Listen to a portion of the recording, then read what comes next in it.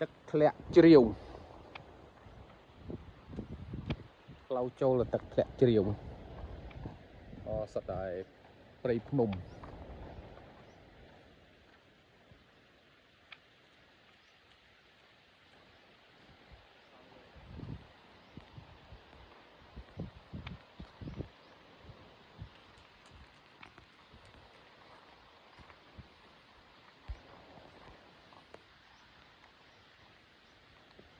ឡើងហេហត់ដែរឡើងម្ដងសោះពីកំពុងរៀបចំផ្លូវឡើងទៅធ្វើសូរសំឡេងទឹកធ្លាក់បរុសឲ្យណា